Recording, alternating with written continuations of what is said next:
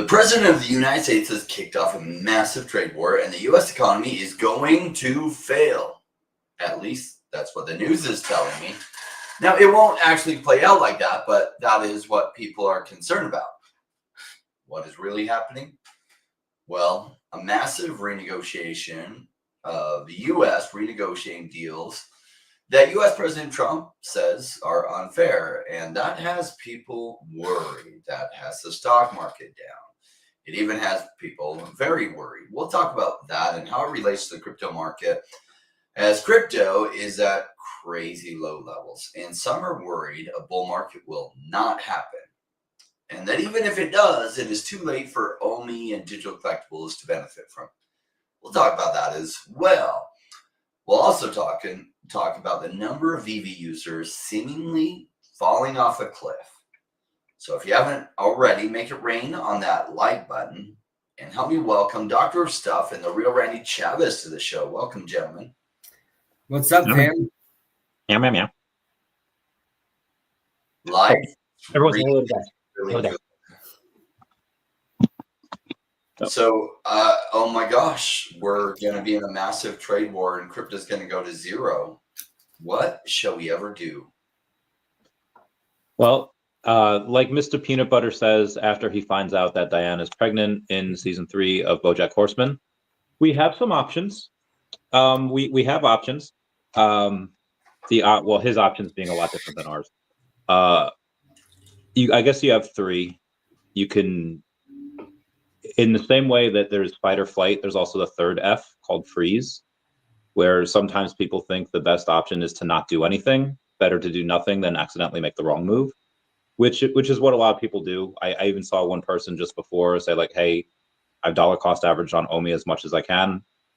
I'm done. And which I think is fine if you're not doing it. Like it, obviously, I think it would probably behoove that person to dollar cost average down here for the future. In the short term, though, I mean, we're still at like a $60 million market cap, and yeah, you can go to 30. I mean, I'll get into the stuff that I wrote down later. One option is to do nothing, and it'll likely work itself out eventually. Another option is to pivot and sell down here to what, I mean, I would normally say what has green candles. Nothing has had green candles the last few months. And we'll get into the reasons why. And Trump is horrible for crypto. Again, we'll get to all that later in the show. They could pivot into something that is maybe a little more exciting, maybe it's a little more in the narrative. So the options are to sell, is to stay and do nothing, or to dollar cost average. And I think it's up to each person. And normally I would say like their financial advisor, but most normal financial advisors I've talked to like barely scratch the surface on just Bitcoin. And they're just not going to understand the ins and outs and the ebbs and flows of altcoins, like just even like the main altcoins, much less OMI, which is super, super niche. But you know, they have to do what they think is right.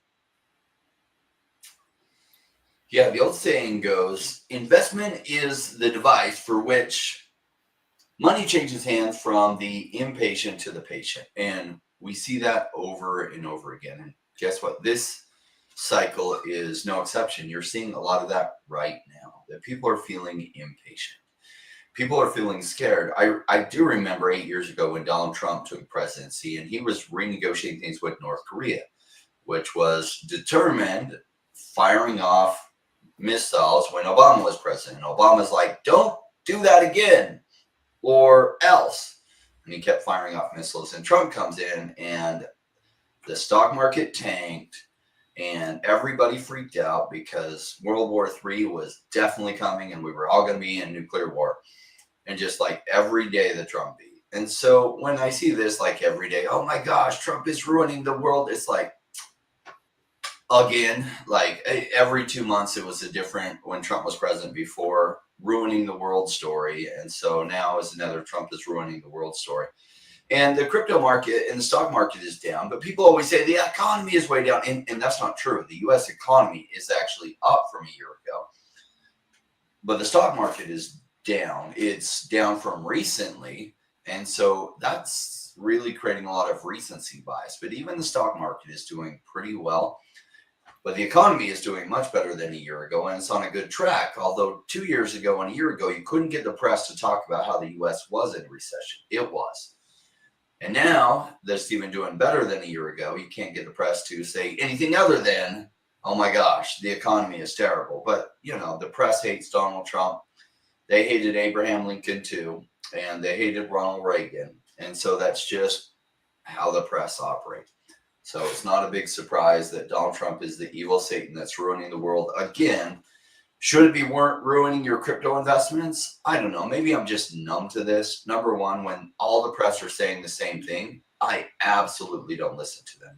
When all of them are saying the same thing, it's almost always bullshit. So, look, are things going to get renegotiated? Well, Trump is saying 60 countries have reached out and are trying to renegotiate things. Now, Trump has been guilty of what we would call puffing. To maybe 60 countries have reached out, and maybe the reach out might be, I don't know, an exaggeration from what 60 of the countries might have done. But my guess is this gets resolved in 2 or 3 months, and then or less, and it's bull market for the stock market, and the crypto market run continues. So, Bitcoin 18 months ago was at 14,000. And now it's at 76,000. People are like, the sky is falling. And it's look, we're halfway to where Bitcoin should go for this cycle. And we have plenty of time. It's just on its way there. And this is just some of the pain that happens in the meantime. There's a saying that markets are irrational, right? Because you just can't predict what they're going to do. And it is interesting that the stock market is down when the economy is doing better than it was a year ago, right? And they're emotional and they are reacting. Some people, retail investors, right to the news, and then even professional traders they're nervous. Investors are nervous, right? When wars, there's a lot of uncertainty there, and that's when people make emotional decisions, which aren't always rational, which is why markets are irrational.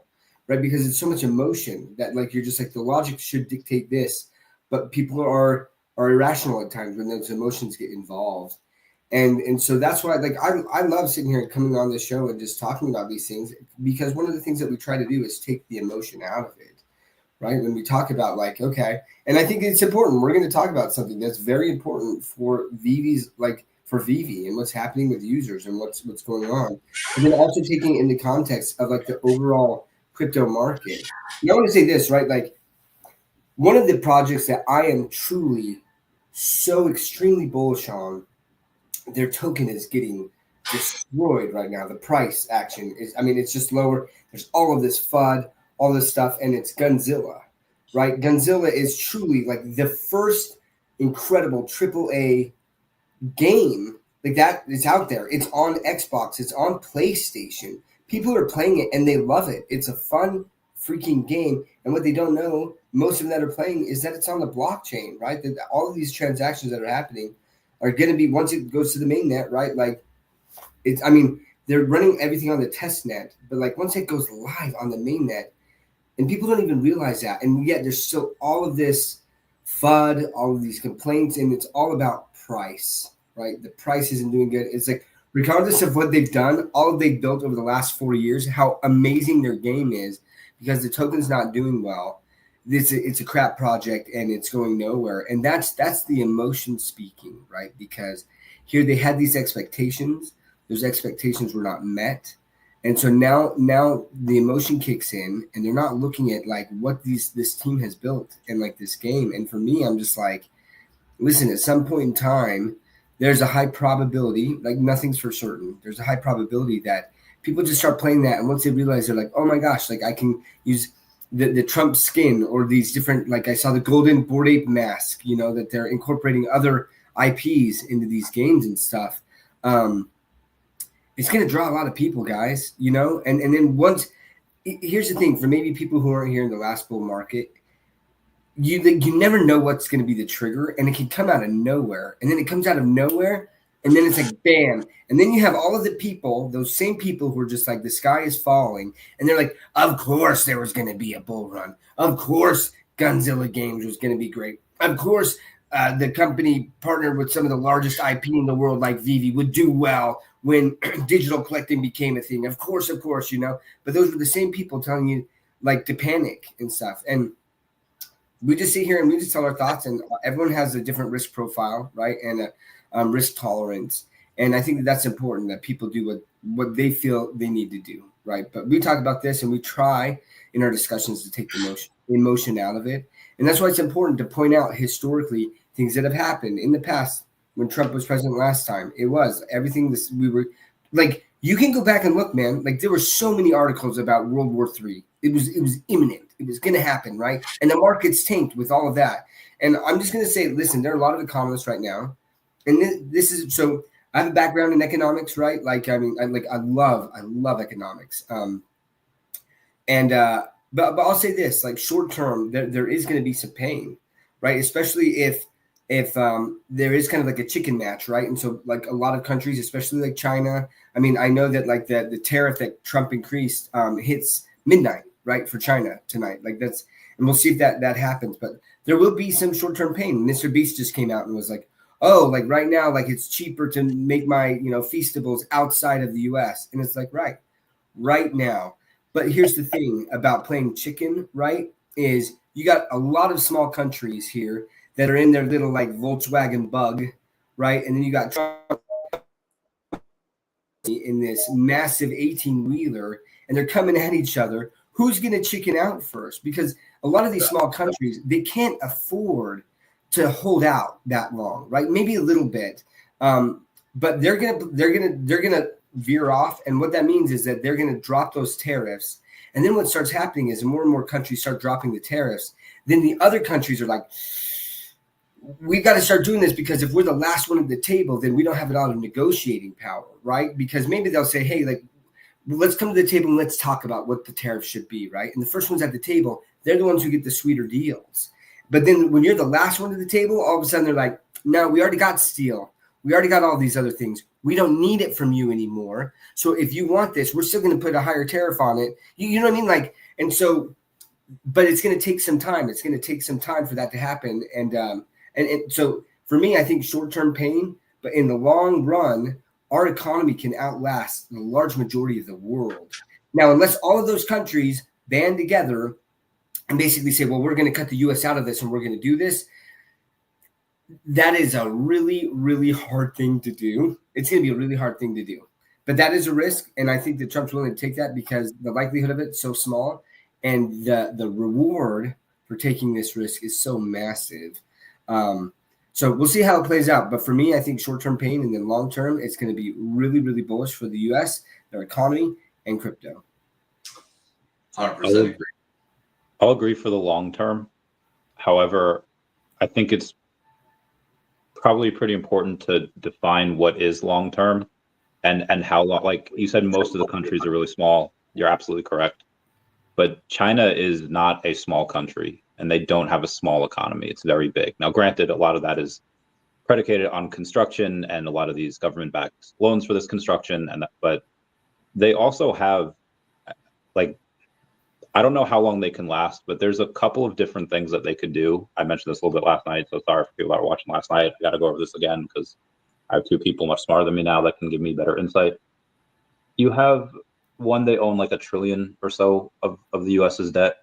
They could, and they have the BRICS nations where they could be like, okay, we'll do the Russian ruble, we'll do this thing in gold, we might do a deal in Bitcoin. They could essentially drop the dollar. Now, granted, that's going to bring in a whole giant thing of sanctions that'll bring it like that. That could make it abundantly worse. And if you guys remember I don't know if you guys have ever seen The Office, where Michael Scott creates his own paper company, brings along Ryan and Pam, and he's going with going at it with his boss or his former boss, and his boss is saying, listen, I know you can't be making very much on this paper. You're probably at a loss. And I don't think you can keep this up for very long. And we're just going to wait you out. And then Michael Scott turns around and says, well, I know that you have a shareholders meeting coming up, and they're going to be wondering why the why the Dunder Mifflin's biggest branch is bleeding, and why they're losing clients left and right to this unknown little paper company. And I might be looking for a change in CFO. So I don't need to outweight Dunder Mifflin. I just need to outweight you. And like we have midterm elections coming up in like 15 months. Yes. 16 months. China doesn't need to wait out all of what Trump can do because that timeline is set. And if he can just outwait until the midterm elections come, then suddenly, the Republicans don't have Congress anymore. Because if you go into a recession, which there's some people saying we're in right now, some people saying we're not. But if you go into that, that's going to destroy whatever party is in. And again, it's going to be massively terrible for Republicans if there's a recession and if China can outwait them that long. So they have that they can do. Also, long-term ramifications of this is like, how long are these tariffs going to be in place? And I'm not even talking about it for like the economy where everyone's going to have to pay higher prices. I'm talking about incentivization for American companies. Like if you like Mr. B saying it's cheaper to make his Feastables or Beastables, whatever they're called, like outside of the US. If you have protection type of taxes and tariffs in order to help the American companies, they're just going to rely on those tariffs and they're not going to focus on any type of innovation or vertical integration. That just makes them reliant on those high tariffs. Also, last time Trump did this, like one of the biggest buyers of, I think, U.S. agriculture is China. And if they stop buying, like last time, Trump had to take out the U.S. checkbook and write them like $28 billion worth of incentives to help subsidize them. That's likely going to be worse this time, depending on how long it keeps going. And it's not really a good look for Trump if he's all about Doge and all about saving money and waste. And then suddenly he writes a $28 billion check to these farmers again. And I'm not saying they don't deserve it. They definitely do. You have to take care of the farmers. But then you have IP infringement as well, which me and my friend Ernie were talking about yesterday. And all of these different things that are made in the US, these trillion-dollar companies, that China can just go in and say, hey, we're going to take something that your companies charge $10 a month for, and we're going to hand it out for $3 a month. Because everything over there is made cheaper. It's made easier. All of these things together make me believe that this could be not just a couple of months. And this could, if they can wait it out until the midterm elections, this could be very disastrous. Now, I realize I'm coming off as a big bear here, and I just threw a lot at y'all, but let me know your thoughts. What I like is I love having all the different viewpoints that people are taking. So it's not bad to have that out there on the table because people are making those points and they are concerns because the truth is we don't know, like, where is it? Wes says Trump shotgun approach to tariffs is a horrible move. We don't know if it's a horrible move. It's a risky move. Now, if it pays off, it'll have been an amazing way to do it because he like blasted the whole world at once, right? And that is a risky move. And if it works out, then it was a great risk. If it doesn't, then it was a terrible risk and a bad move. And so we don't know yet. As to your point about China can outweigh, possibly, but all the other countries can't. And if all the other countries can't, then the U.S. doesn't need China. If it's buying from Vietnam and all these other countries, and Vietnam, I guess, already is making some things, like a lot of jobs are already shifting over to Vietnam from several, like 5-6 years ago when Trump was president before. And so China does have more ability to last than many of these smaller countries. And so if China is the last man standing, China is the one that gets punished because the U.S. will replace most of the Chinese products by other countries in Asia. And so can China really afford to last? If they're the last one at the table, they're going to get the raw end of that deal. And so we'll see how this plays out. You're right that they only have to last till before midterms, right? Not even till the actual midterm elections. About 6 months prior to those elections, he's going to lose a lot of support from Republican incumbents. If it's not flipped around by then. So that's the timeline he has, and I'm sure he knows this. And he's working with really, really smart people around him. Like his cabinet this time, as opposed to last time, is really, really smart. He's taking some risky moves. We'll see how it plays out. Like I didn't expect this tariff renegotiation like this at all. People were like, "Are you happy it's happening?" We'll see how it works out. If it works out great, then it's like good move. And if it doesn't, it's like, well, too much risk there.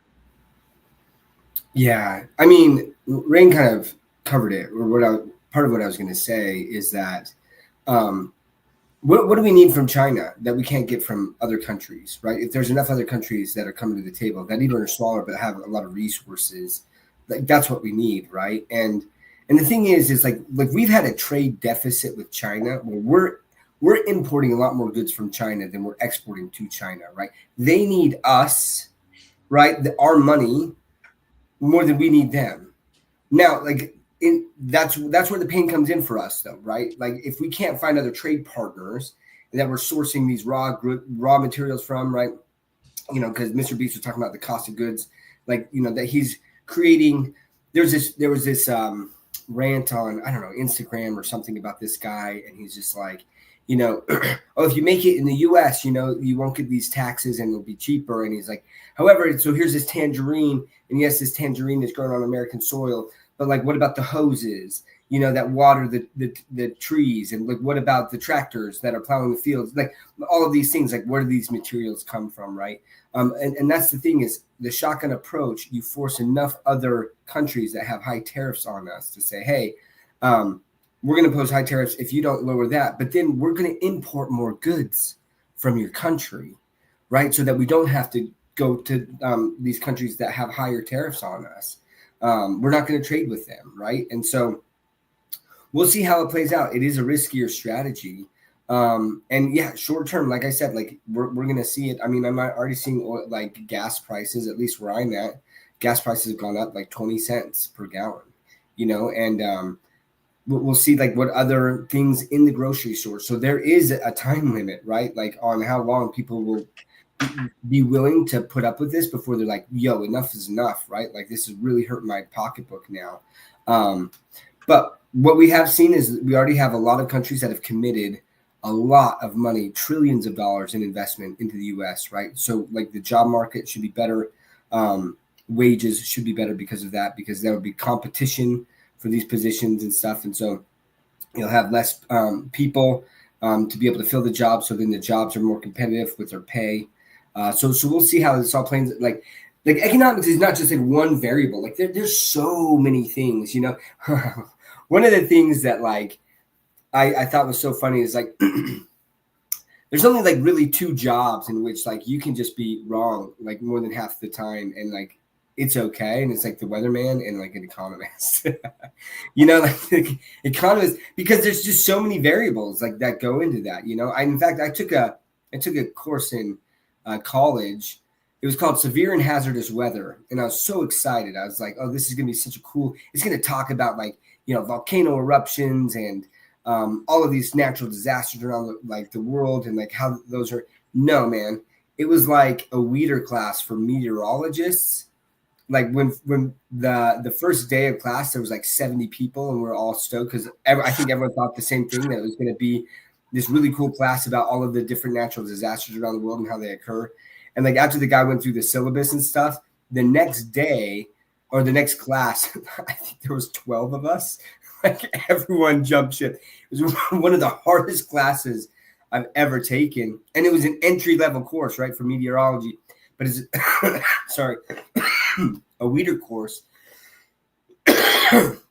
and one of the things that I found out, like, because I always wondered, I was like, why did weathermen get it wrong so much? Like this is their like one job, right? Is to tell us. And they're like, oh, 70% chance of rain. And I'm like, how do you get to say that? How's that a thing, right? What happens is they'll send up these weather balloons, and they can even send up weather balloons pretty close to each other. But in all reality, like the temperature from like me to 10 feet away can vary by like anywhere from like 1 to 3 to 4 degrees.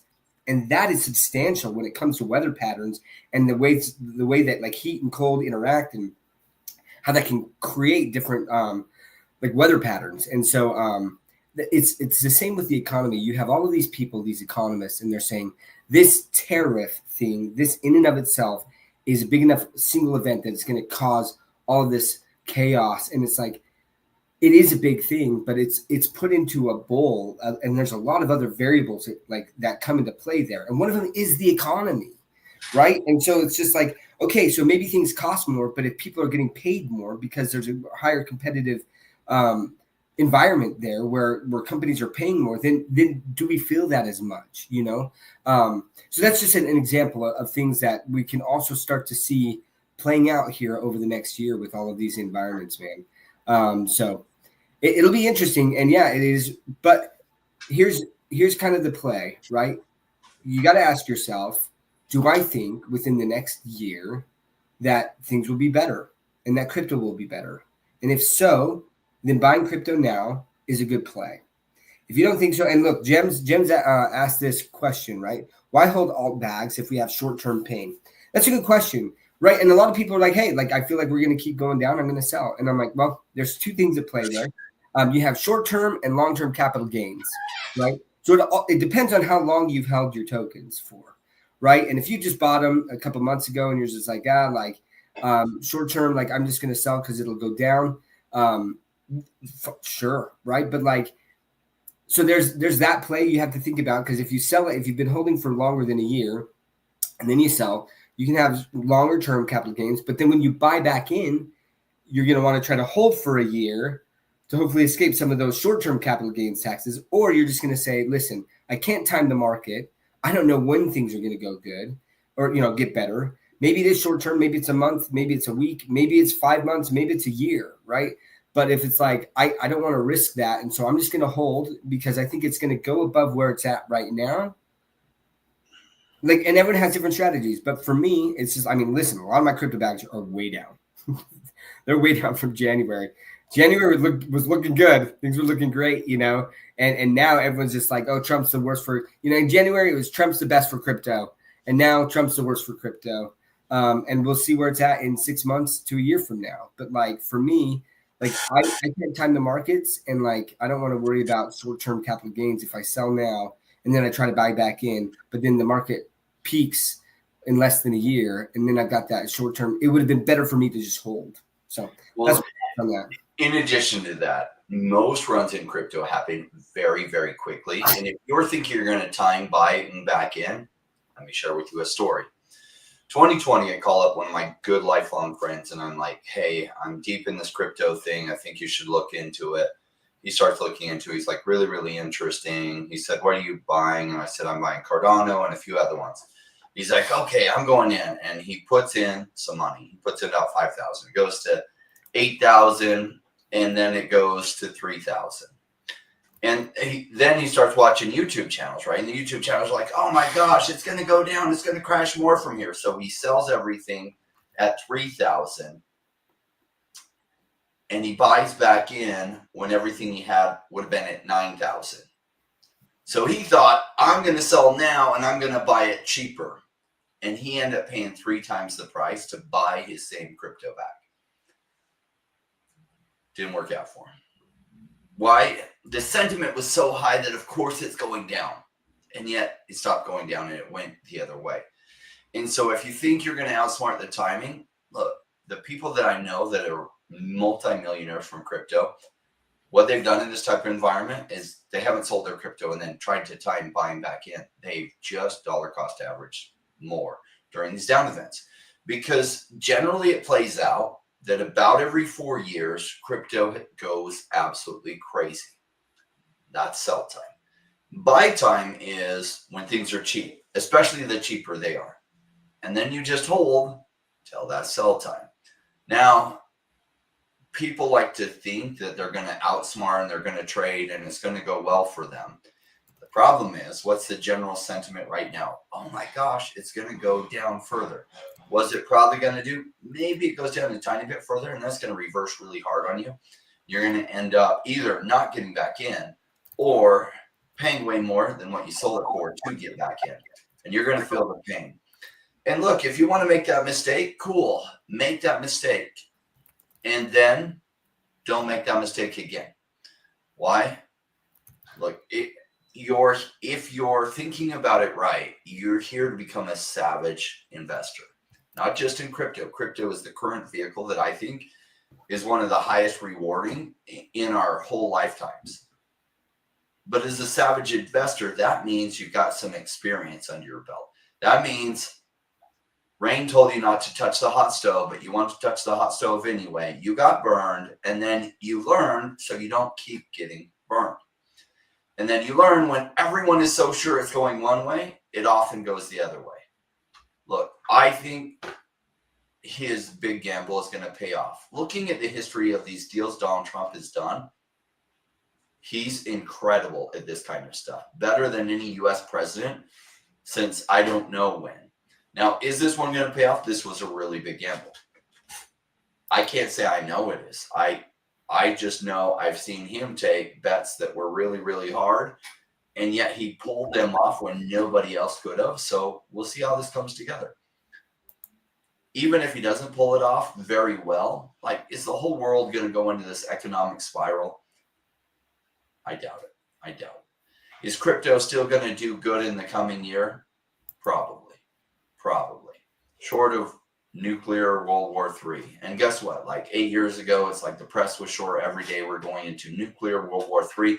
So you understand why my friend sold off his bags. Oh my gosh, we're going to be in nuclear war and I can buy it all cheap sooner. And it just, the problem solved within 3 months and went the other way. And he bought his same stuff back for 3 times the price. So prices are way down. My wife just loaded up on a bunch of crypto, which was fun. She was super excited. The prices are so cheap. And she has some that she's paid higher for. She was buying Flow at like $1.10. She was super excited. She got a whole bunch more for like 40 cents or 30 something cents. And she's like, I can't believe how cheap it was. It was amazing. So the only people who are complaining about the prices are the ones that don't want to put more in, and they've decided they put everything in and they're just checking the prices every day and they're letting their emotions swing with it. When the prices are down, I don't let my emotions swing with it. I'm like, it's just not sell time yet. Sell time is down the road. So the only question I ask when prices get way down is it time to buy more? Then when prices are going crazy and everyone's getting in and people are refinancing their homes to buy more crypto and everybody's buying, oh my gosh, it's crazy. And oh my gosh, the Coinbase server shut down because so many people were trying to buy. That's sell time.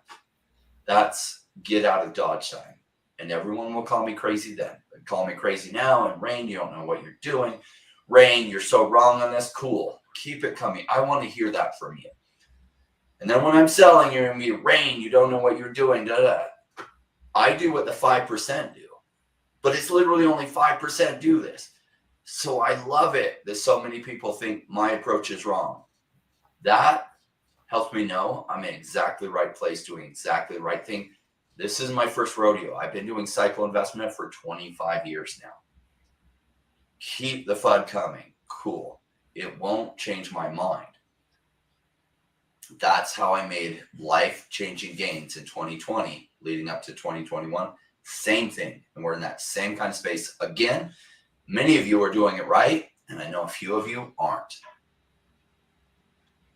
Reminds me of that scene in Rocky 3 where Rocky, Apollo, and Paulie are watching the news and like, can Rocky Balboa come back at 34? Most experts doubt it. Paulie says, don't listen to him, Rock.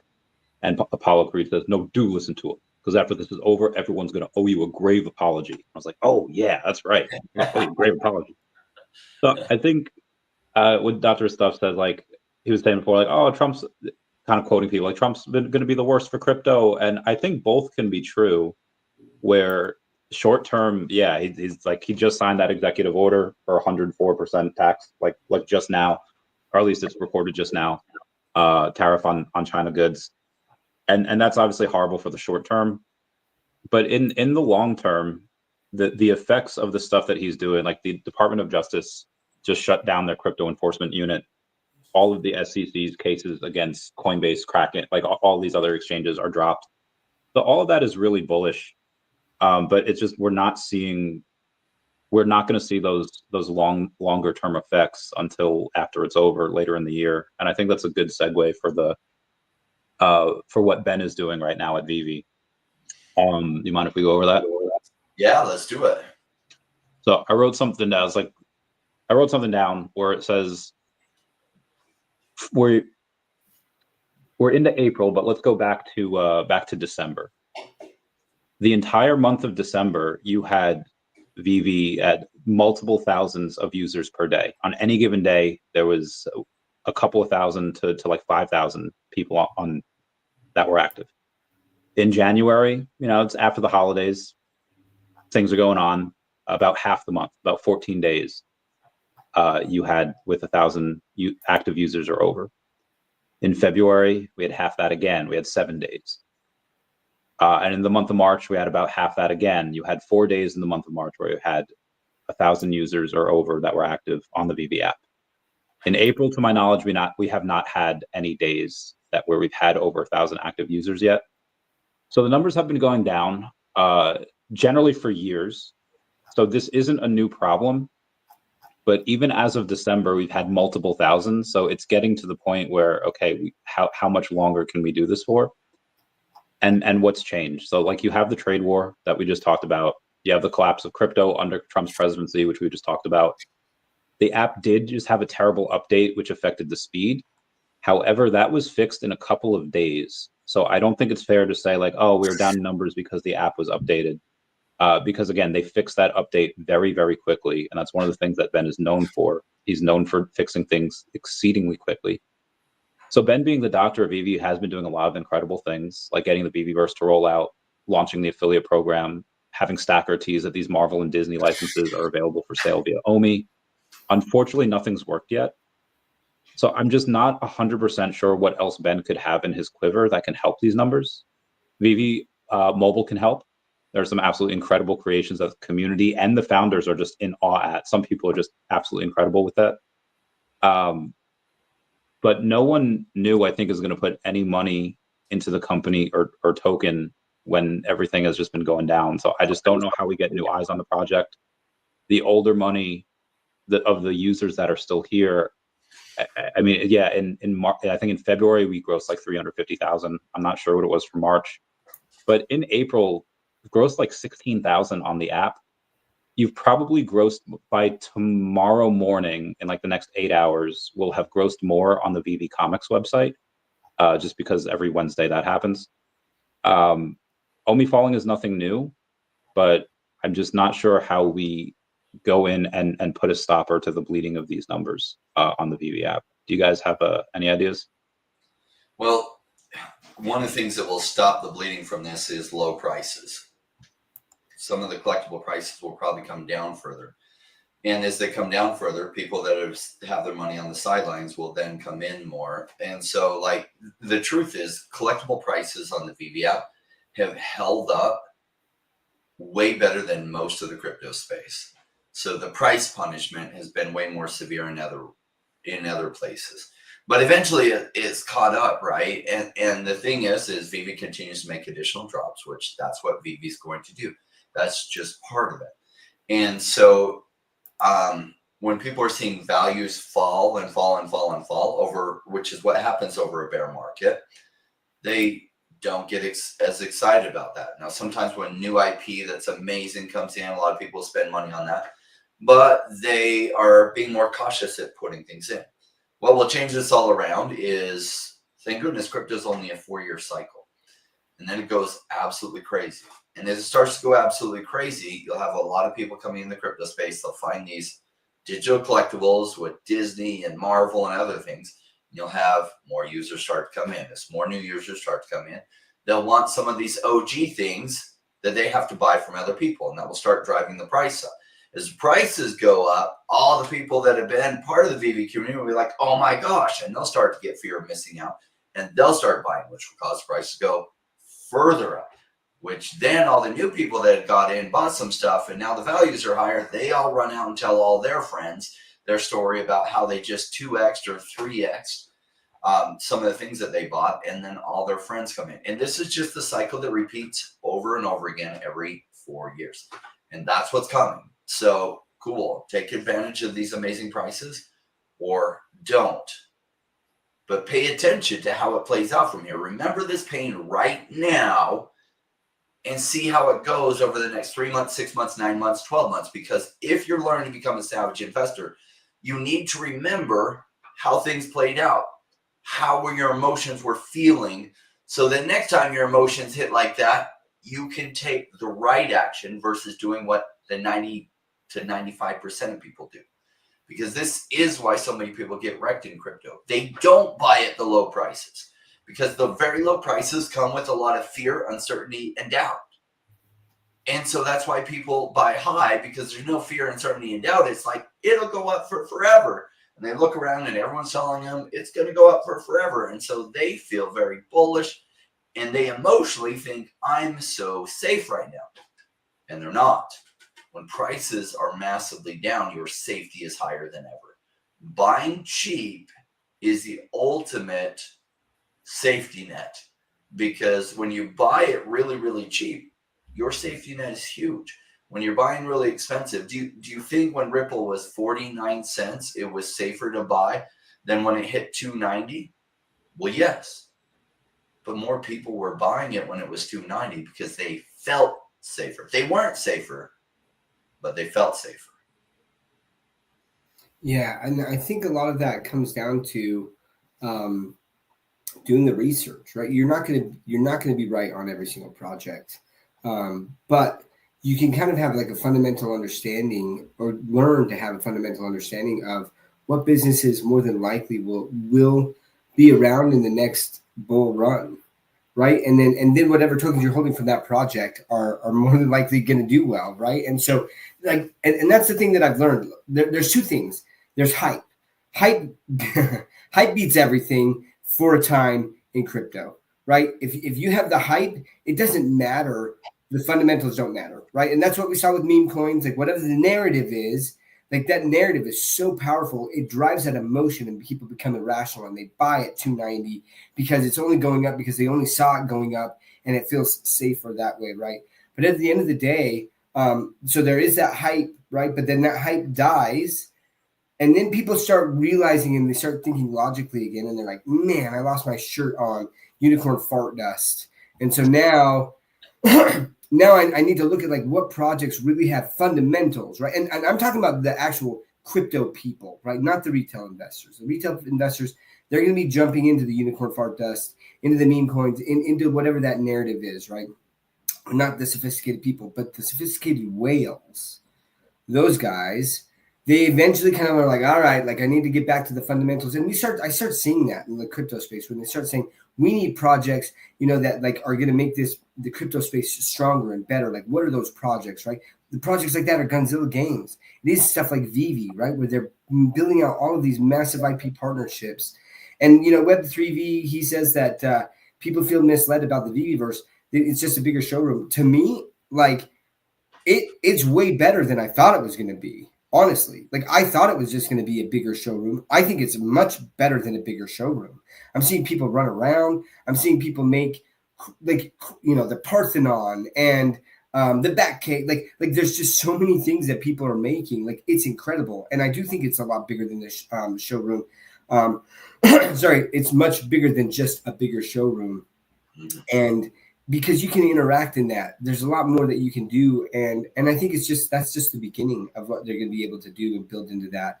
So I have not heard anyone complain about the VeVeverse. Actually, I've only heard really good comments and a lot of positivity once they released the VeVeverse, as people saw like what people have been building, and I'm excited to go into some of those rooms and interact with people. So I don't think it's that, but like just the overall market sentiment is down, guys. Like. Even me included, I used to listen to like tons of crypto podcasts all the time, and I'm just like, not gonna do it right now. Not gonna do it. I'm just not feeling it, And I think that there's a lot of people that feel the same way, and so they're not as interactive in VeVe. They're kind of just feeling like worried, and some people. I mean, there's been a lot of change in just the last 3 months. As Trump has come in and made a lot of changes to a lot of things. And so there is that uncertainty. And so there are emotions there, and people are kind of nervous about a lot of things. And when that happens, they tighten their wallets, right? Like, I mean, they really do. And so and that's not just in VeVe. That's like you're seeing that in the crypto space. You're seeing that in the stock market. You're seeing that everywhere. That uncertainty where people kind of panic, and it's an emotional reaction as opposed to a logical one. Like what's really happening? What prices am I actually seeing? Am I actually feeling this in my pocketbook, or I'm just worried that it could be there? So it's usually when it's like this the time to back up the truck and just load up when it's like this. But most people aren't in a position that emotionally they could do that. Because first of all, like being in the crypto space, I know even though I had been in cycle investing for 20 years, I know this time last bear market, I was just numb. I was just like, oh my gosh, I did dollar cost average in, and I forced myself to. Why? Because I knew what's going on, so I just kept buying, but I was numb. I watched about one crypto video a week. Why? It's about as much crypto as I could handle, because it's just bad news, bad news, bad news. And I knew I was just waiting for things to run again. And tons of people are saying it would never happen. I was like, look, there is a chance it won't happen, but I think the odds are massively stacked for me. So I'm going to make the logical decision that I'm just going to keep dollar cost averaging, even though my emotions were totally numb. And it did work out. It worked out amazing. It took a while for my emotions to even turn back on because they were so numb from the bear market. And many of you are feeling that. Cool. So if you can dollar cost average, great. If you can't dollar cost average and that's the play you want to make, then great. If you can't, but you've been dollar cost averaging for the past 3 years, I think you're going to learn some very valuable lessons. Number one, that you were right. That ultimately is going to do very well. Number two, dang, I should have dollar cost average, but it's okay. I was new at this and I was emotionally numb. I didn't know what to do. And I was starting to believe all the FUD because a lot of prices were going down, like OMI specifically, for 3 years. And it's hard to overcome that recency bias, especially hard when you've never done it before. This is your first time. I understand if you can't make that decision, and that's okay. Just learn from this. Watch and see how it plays out. Remember what it felt like the whole time so you can learn the full lessons of this and become good at this. Because if you become a good investor, your life is going to change. You can then learn how to make money, make amazing money for you.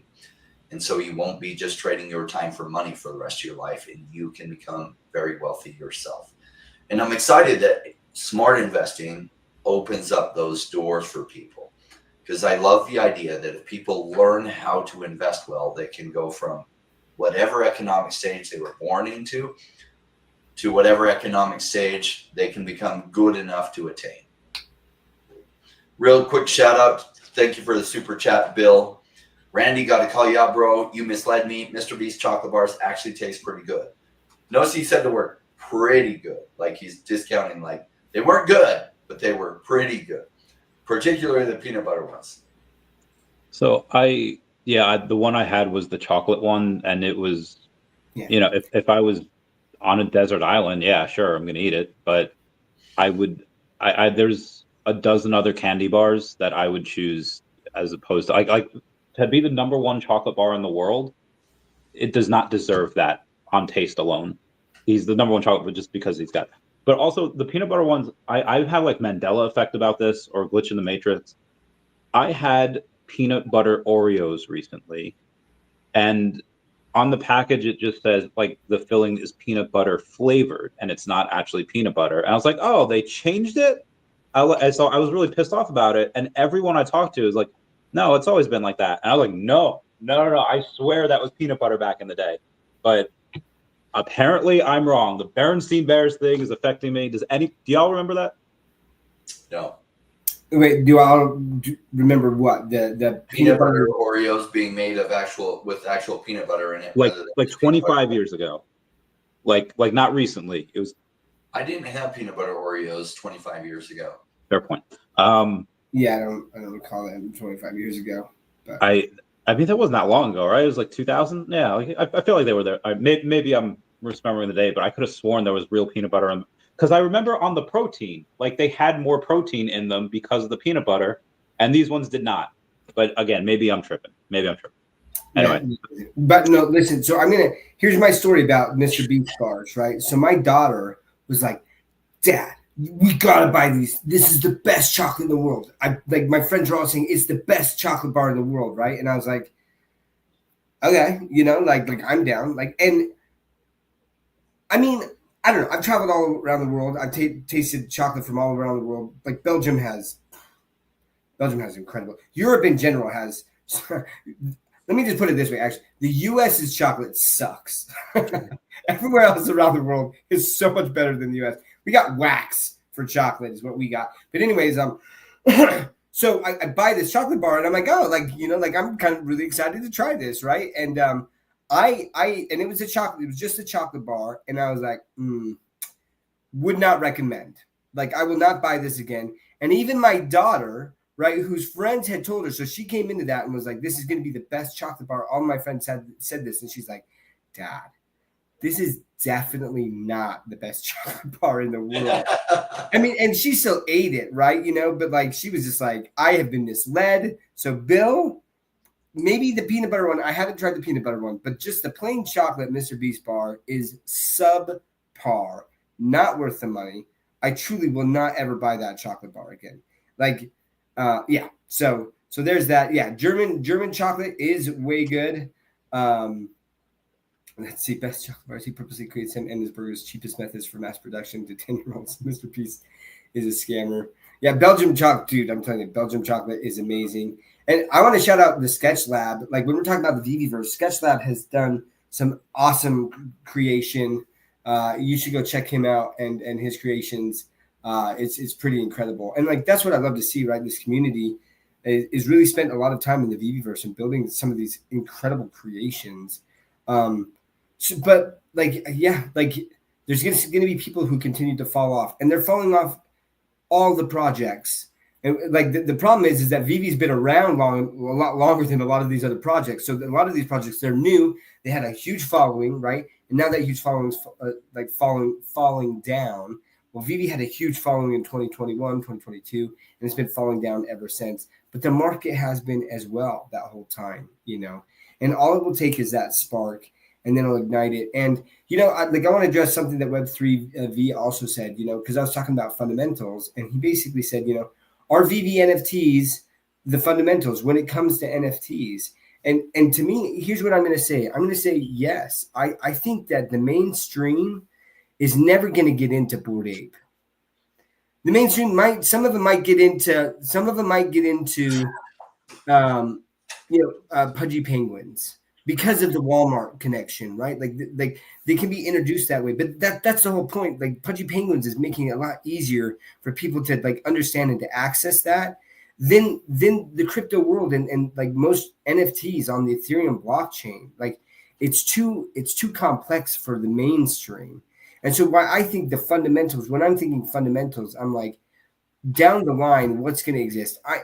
Listen, Bored Ape will always, I think that they will be around for a very long time because of the mark that they made, right? And it will be a higher end NFT, and that's great, right? But not for most of the world. But everyone's going to want freaking Spider-Man. Everyone is going to want Spider-Man, like, in my opinion, right? And they're not going to want to get a MetaMask to do it.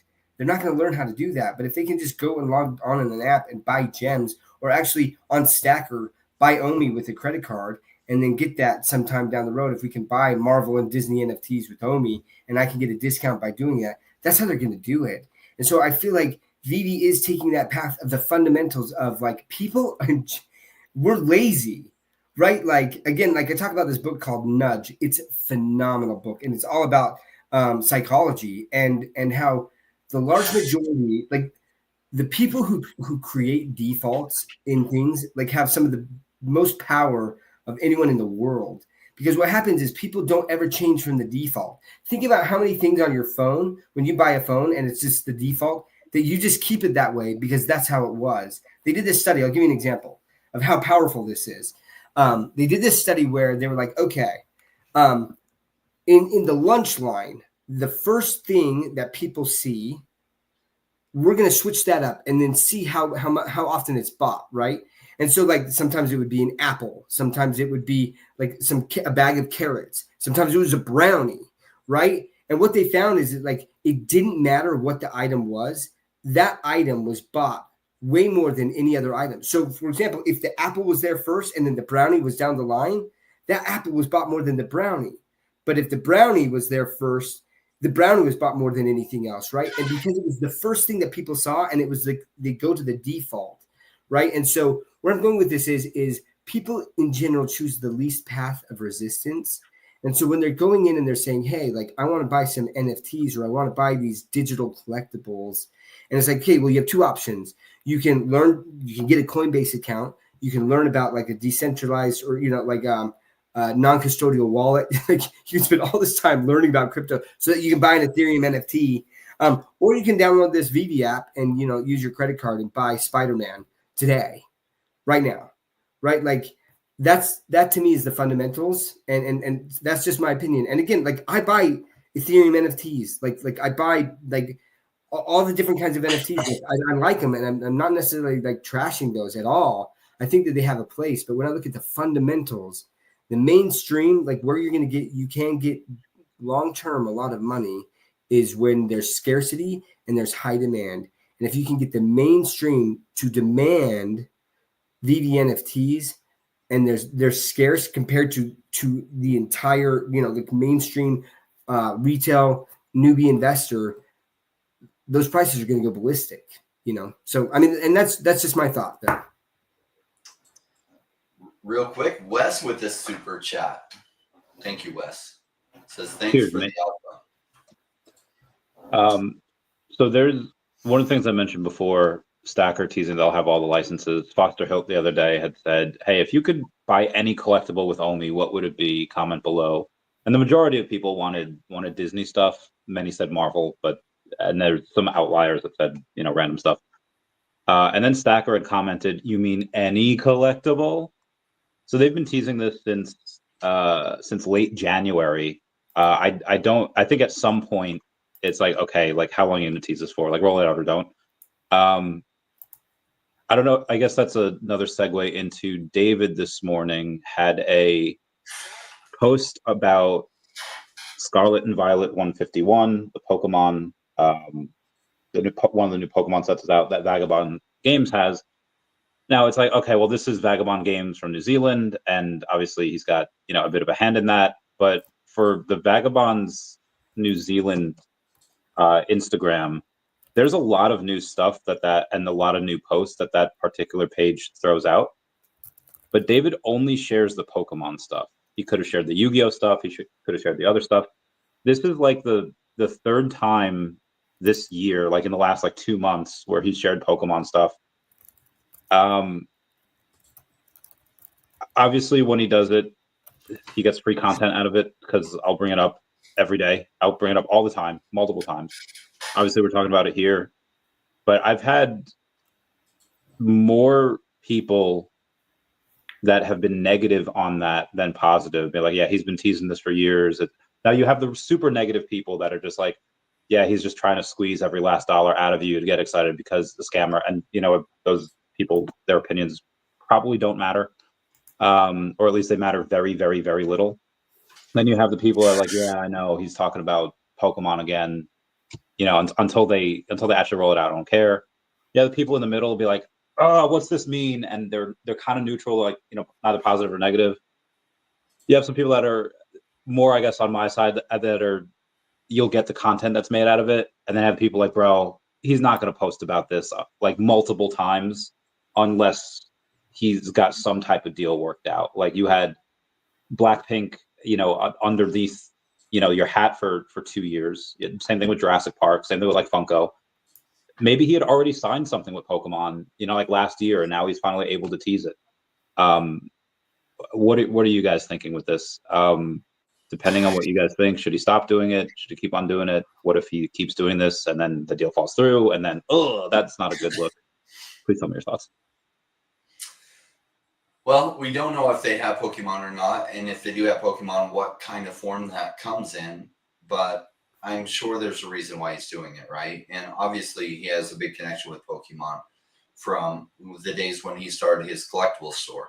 And so he's got a good connection to them, and he loves Pokemon just like you do. And so, right, what if he's just excited about it? He's tweeting about it because he loves Pokemon stuff and he doesn't have a deal. Okay, that could be the case too.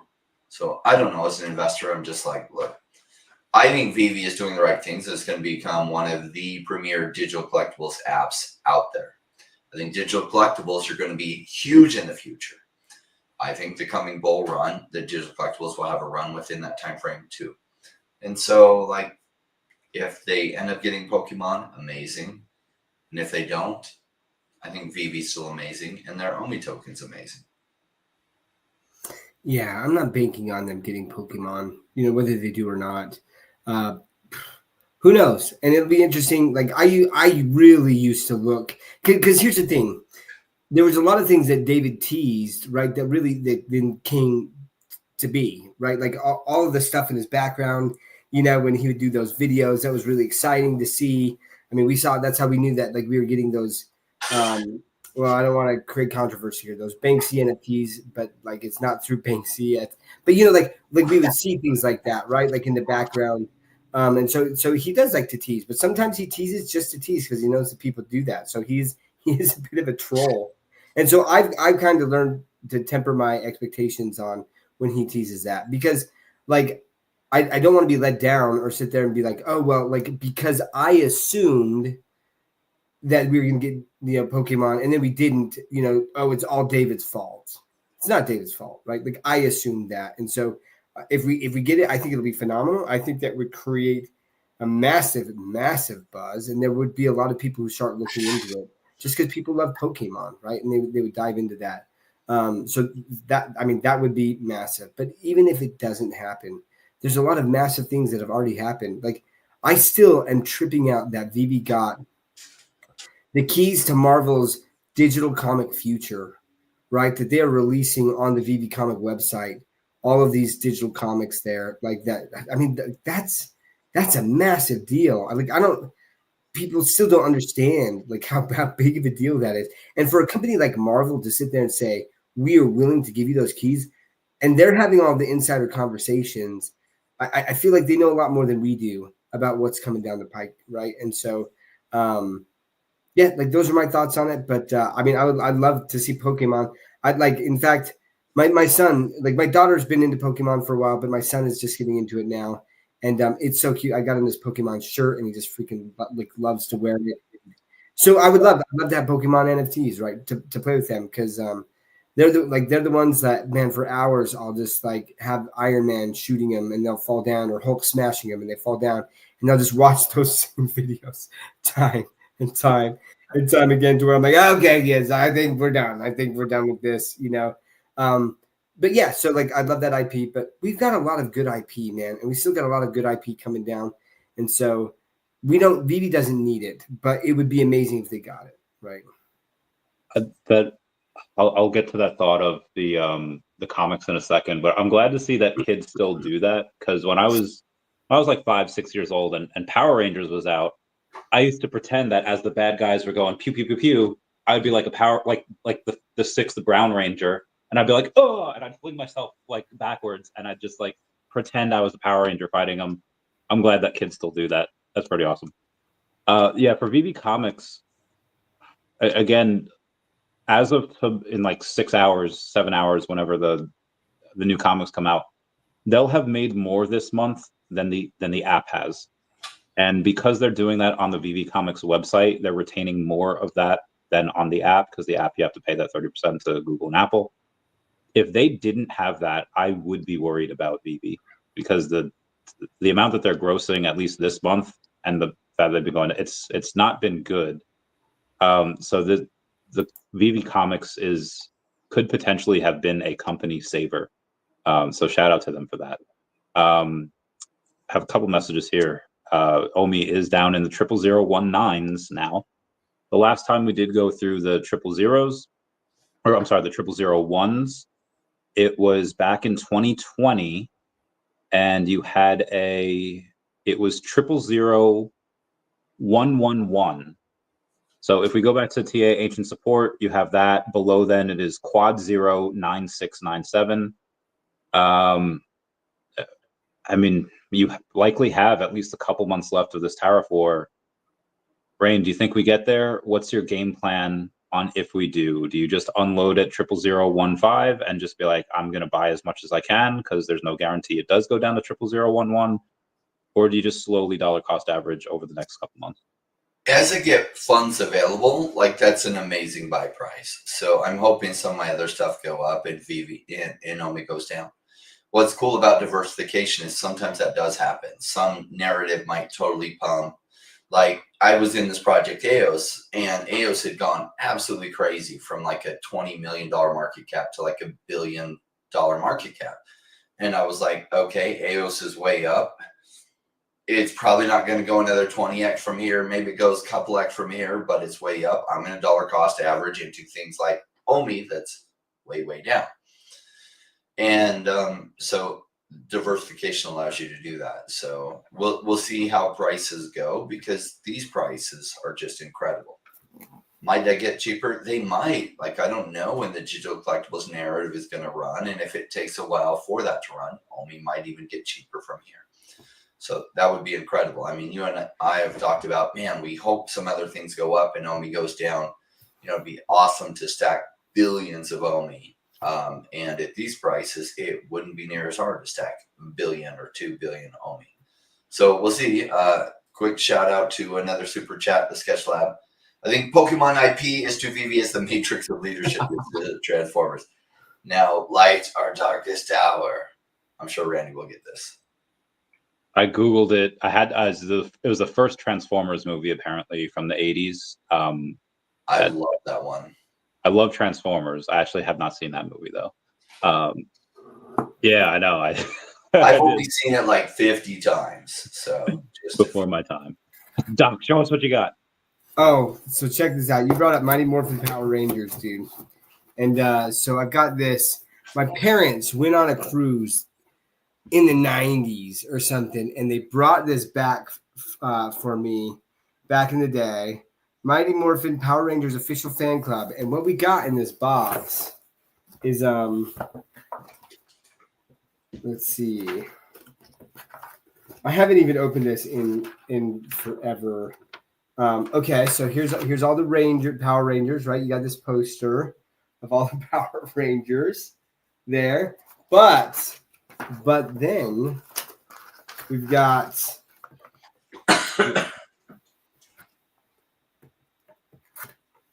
them all signed. Whoa. So there's the Red Ranger, the Yellow Ranger, the Pink Ranger, who I had the crush on. We all did. Amy Jo Johnson. Let's see what she looks like. Oh, dang. Wait, let's see. Yeah, she was waiting for you too. So she actually follows me on X. We talked like twice. What? Yeah, she has this comic book that her and David Yost, the Blue Ranger, has written, and we were just like talking about her coming on the show, and then she got really busy. I'm not gonna lie, she ghosted me, but she still follows me. So I think she's like, I think I'm like one of those dudes that like women like keep there as like a safety net, or when like, well, in case this dude doesn't work out, I'll go to this guy. I am an official Junior Power Ranger. Signatures of all of them, and they got all these stickers and everything. And then there's even a lunchbox, a Power Ranger lunchbox.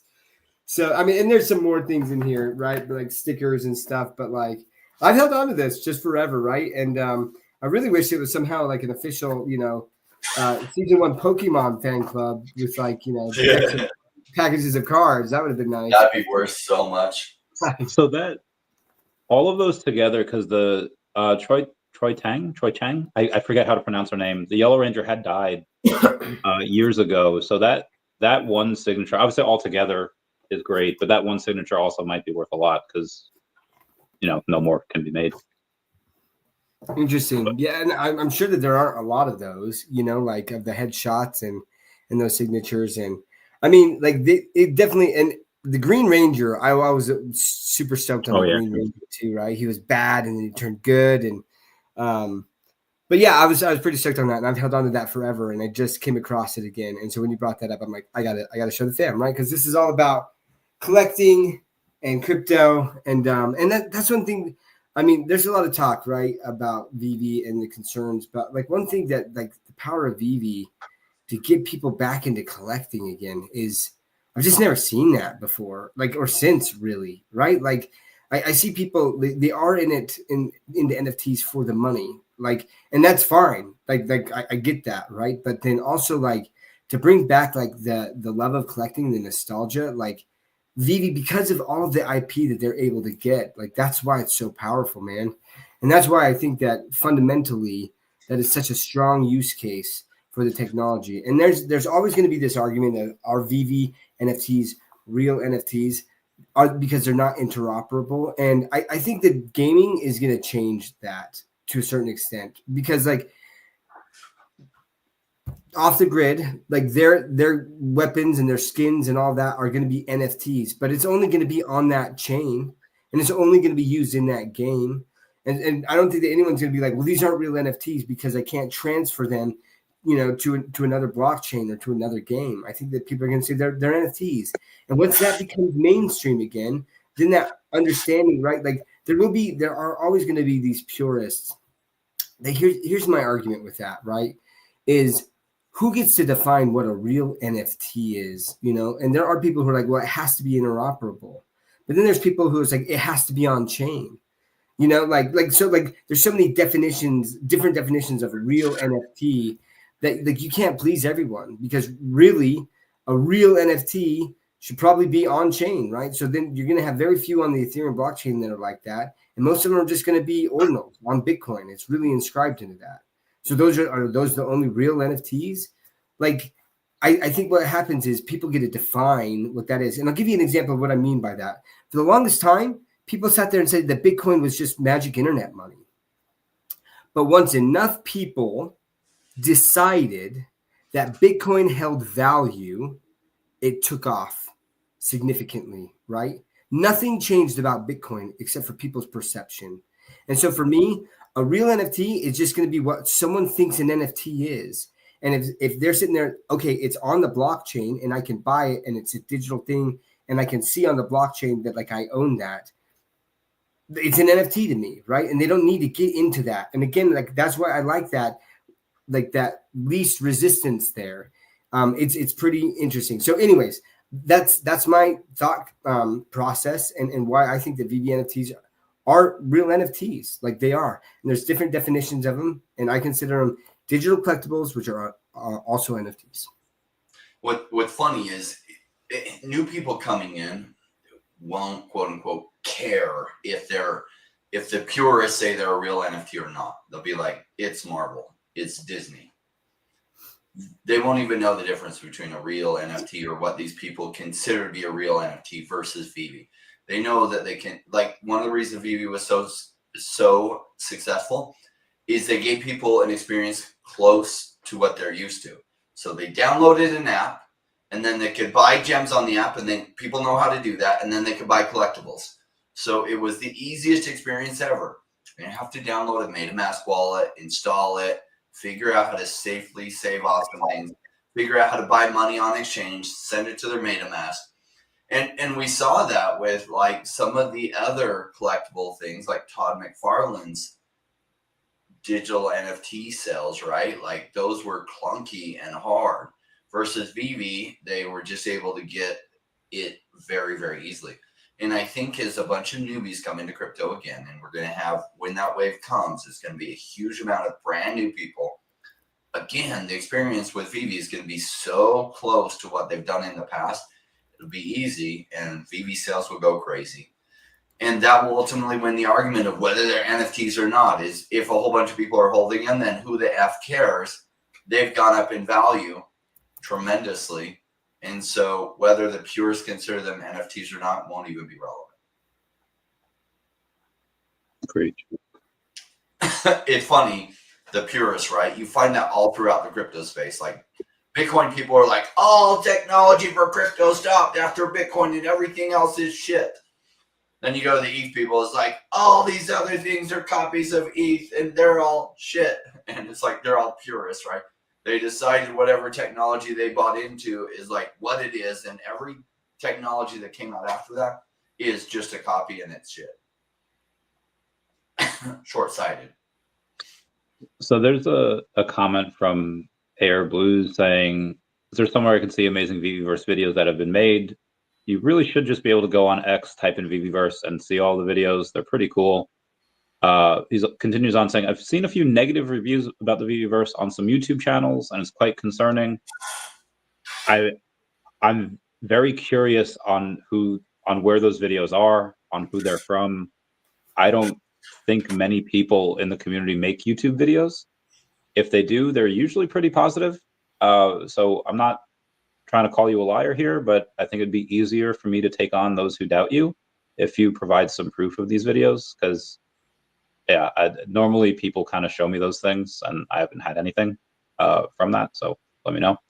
Yeah, I just typed in the search bar on X #VeVeverse, and I've come up with a ton of cool videos and positive reviews of people building stuff. So like if you're looking for that, it's cool, you know. And there was another comment where basically they were like, oh, it's just like Sims 8 or something like that. We already have Sims. Why do we need this? It's like, well, Sims didn't allow you to have all this IP first and foremost. And this is the first iteration of it, right? Like this is where they're starting. This is the foundation, but it's going to be built over time. But like, I like it. And again, it's awesome to see everything that people are building. And like the Sketch Lab said in there too, like just the builder tools, the way that they're able to create a lot of things. People have built elevators like in this. And I mean, I never played Sims, but like, again, you get to use all of your favorite IP. Plus you have dioramas, you have a lot of other things to help build this and make it look phenomenal. And people can interact in your space with that. And that's really awesome. So have any of your kids, or even like yourselves, but probably your kids, have they ever watched, not regular show, Adventure Time? Oh, yeah. I think I've seen like 1 or 2 episodes of Adventure Time. Well, there's one episode where all of their friends get turned into these little like action figures, and I think it's either Finn or Jake, or maybe both of them, that like get to play with their friends and they like shit people like, oh, I want you to marry you, kiss, I want you to fight you, and it's like a lesson on how much power, you know, one person or one being should have. And for anyone that's played The Sims, it's like, oh, it should be like The Sims. Most people bond over the creative ways to kill their Sims, and it's very entertaining. Like they'll put them in the pool and they'll take out the ladder, they'll go in and they'll so they drown, they'll go in and make one like die of like sadness, they'll go in and just have try to breed these two couples like as long as they can to try to make like cute, like they're playing like geneticists, like, hey, let's try to make the best looking baby and kill the ones that are just do not push forward genetic progress. And I was like, oh my god, these are. So I'm a little concerned that people want the Sims in the VeVeverse. What are they going to do to Harley Quinn and Deadpool? I'm again. That's funny. You know, I mean, not a terrible idea of like leveraging IP out there that's like that and stuff, but them building something like that. I guess the reason he's disappointed is his expectations were so high.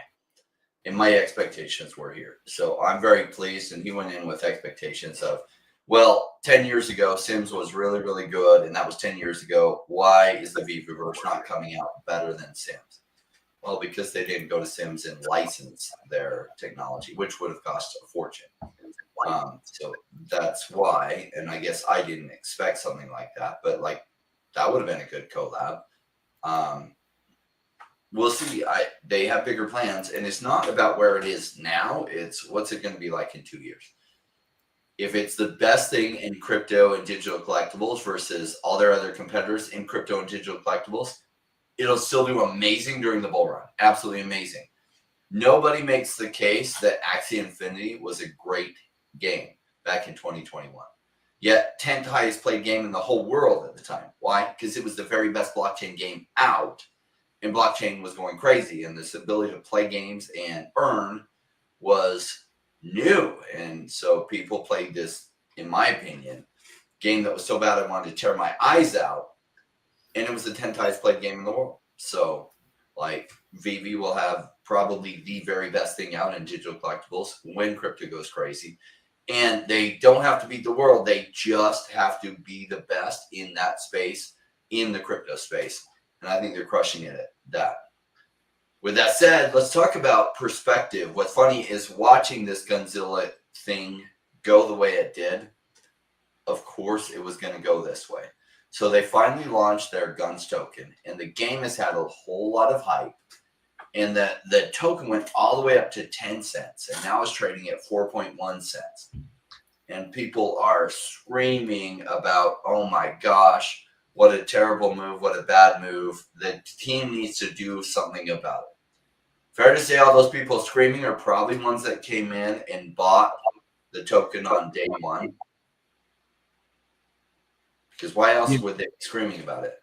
When some big, very hype project like that launches a token, it's not a good time to go in and buy. Why?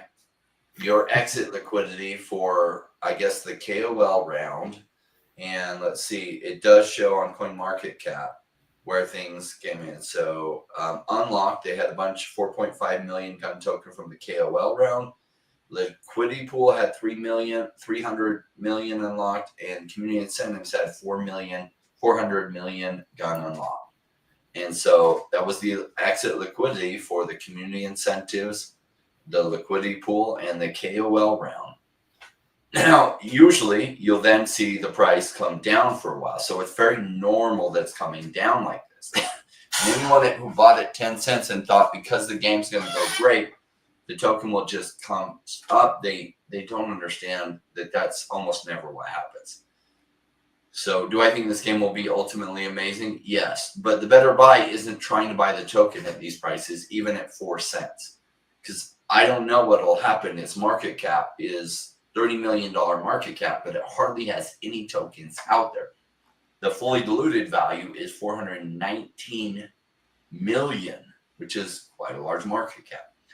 Probably the price will come down. The better play is actually downloading the game. If you download the game right now and you pay for the pro, it's like $12 to pay for the pro. You'll get 2 Bored Ape collab skins and some cool guns that are very high functional guns for actually playing the game, that I think those will have really good value. And essentially you're paying $12 for them.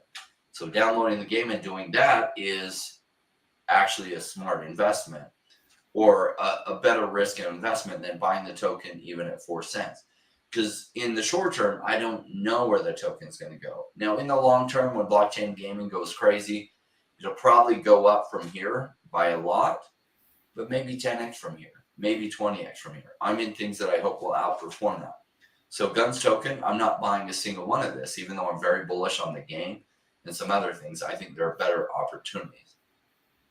So, and speaking of things that you can just earn for cheap, Dev Exchange has their thing out. So let me just share real quick. I went in and got my thing today so that I could earn my founder pack. So I've got a referral link. I think Randy has a referral link. Dr. Stuff, if you haven't gone in, logged in, created it, and gotten your referral link, go ahead and get one. But if you're watching from my video, you can click in the thing and see the referral link to go to Dev Exchange. And then sign up and just go through and complete all these tasks, and you'll earn a free Founders Pack NFT. Well, will this end up being worth anything? It's free to go in and get. So why not go in and get it? Will it be worth a lot? Well, if the Dev Exchange does well, it'll probably be worth a whole lot. If it doesn't do well, then it won't. Now, I think There's remarkably well. So this could be something worth tens of thousands of dollars that's going to take a little bit of your time. When I did that, it's end up going up in value. It gave me like it doesn't give me those like those tasks to do. So I signed up 9 people, and I don't have, it says you earn some rewards, but they're like not showing. So I signed up, I KYC'd, I got my referral code, 9 people signed up, and I like when I go and say like, oh, there are more tasks and rewards waiting for you in your Lit Legion and Litcraft. So I click there, and then there's no tasks there. It's just so like, do you know where I go to complete the tasks?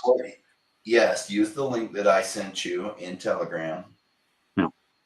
And then you'll use the same login, and it will take you to the right page. Coolio. Meow, meow, meow. I will keep you posted. Yeah, and you'll just go through and complete those different tasks. Now, I haven't done it on a phone. I use a computer for most of my stuff. Oh, that might be what I hardly ever use the phone, but probably that should still accomplish it for you. I'm laughing at what Big A said. He jumped in and he's like, just got home and tuned in. This sounds like a fun game. Big A's been playing off the grid for quite some time. Yeah, like I've heard just nothing but good things. Hey, Ray, maybe you can answer this. Turtle didn't ask any thoughts on the play to earn game on VeVe. You talking about Litcraft? Yeah, Litcraft has for blockchain gaming, has the most advanced economy of any blockchain game out there. Now, it hasn't got massive traction yet, but most blockchain games haven't gotten massive traction. The only one that I'd say has gotten pretty good traction is Off the Grid. A lot of people playing Off the Grid right now have no idea it's even a blockchain game. When they later learn that some of their things will have real world value, they're going to freak out and be so excited. They're literally just downloading on their Xbox or their PlayStation or computer. Hey, this looks like a fun game, and they're playing it. They don't know that some of those things might end up having some really good long-term value. This idea of ownership is amazing, and it's going to bring blockchain gaming to the forefront of everything, because why would you not want to own your stuff? Now, there's some legacy gamers. They make this stupidest argument in the whole world, and they say, oh my gosh, that has NFTs, and NFTs are a scam. Okay. So here's the argument they don't realize they're making. It is a scam that the game makers actually give you ownership of your own items, is the argument that they're making without realizing that's what they're making. Is it more of a scam when you go to Fortnite and you pay all this money to buy all these skins and stuff, and then you can't ever resell them for things that are worth actual money? Or it is a scam that you go and you do the same thing, but you actually have ownership of those items, and you'll later be able to sell them and extract real money from that. Well, I think it's more of a scam that they've got your value trapped in the old school type of games. And it's weird that they've reversed their thinking. Like, they've been completely sold on this really dumb idea that you having ownership of your own things is somehow a scam. And they've just bought off on this idea that NFTs are a scam, without realizing that NFTs means you own it. And that's the only difference. Now, were there some scam NFTs that launched in 2021? Well, there were some terrible investment NFTs, and some were scams. And because people came in and paid stupid prices for NFTs that weren't worth the risk, and they didn't know what they were doing, they then think all NFTs are a scam. And they're just going to be painfully wrong and realize the error of their flawed logic too late. People who see it recognize it now, like literally laugh at them and are stocking up on these. Like I talked about Off the Grid back in November, when they launched this Trump Kamala thing, where they had this Trump skin and this Kamala skin. And I was like, I think these Trump ones are going to do extremely well. They have done extremely well. And Big A was in there stocking up like crazy, bought like 20 of these over time. By literally, you couldn't take real money and infuse it in the game. You just had to play the game, earn guns tokens in the game, and buy them in the marketplace in the game. And he put in a bunch of time and bought a whole bunch of these. I think those will be worth thousands of dollars down the road. So he's literally, if I'm right on that, they end up being worth, say, $2,000 a piece. If he had 20 of them, that's $40,000 he could have earned by playing a video game. That's looks like he's got 34 Trump skins, actually. Damn. Okay, so what, $68,000 from playing a video game? So when I'm playing Off the Grid, my wife's like, what are you doing? I'm like, I'm working, baby. There's this story about this guy on Reddit. He just, once a month, him and his friends would just do what they did when they were younger. They would order pizza, they'd have a few beers, they would play Halo, like do whatever. And when his wife knew that he was at these places, she would find an excuse to call him and have him come home. But if he were to say, like, I'm working, I'm doing extra shift and whatever, she would never call him. Why do women hate when their husbands have a fun time without them? That is a loaded question. It goes into human psychology, and obviously women and generalizing men here, but yeah, sorry. are very, very different in their biology. So at the end of the day, humans are wired for survival of the species. And so, first of all, women don't prefer men to have desk jobs where they're sitting down over out working, other than if like they make so much money in the desk job, but they don't love it. If they walk in, they see their man at a computer, they don't love it near as much as seeing their man like working hard during digging a ditch, even if digging a ditch doesn't pay as much. Now, obviously, they want their man to be highly successful and earn a ton. But say he does earn a ton and they come home and they see him digging a ditch, they're going to be like, I'm so proud of my man. So when you're sitting down playing video games, which in their mind has no monetary value whatsoever, in their mind, it's you're wasting time versus putting your efforts towards something that will benefit me as the woman and the kids. So they just see it as a pure waste of time. You're not even getting athletic experience out of it. Like basketball, they think, oh, that's a waste of time. But at least he's building muscles and he's staying in shape and his health is better. So I can somewhat justify it there. But if you're sitting down playing a video game, it's like, oh my gosh, he is purely wasting time in their mind, right? So even if you make the logical argument that no, I'm making money, you're trying to use logic to override an emotional conclusion. That's a difficult thing to do. Yeah, I'm going to pass on the question. That's fair. Again, I am definitely generalizing there. It's just that one thing came up. Like, oh yeah, reminds me of this story. As far as perspective, we're getting reeling it back in.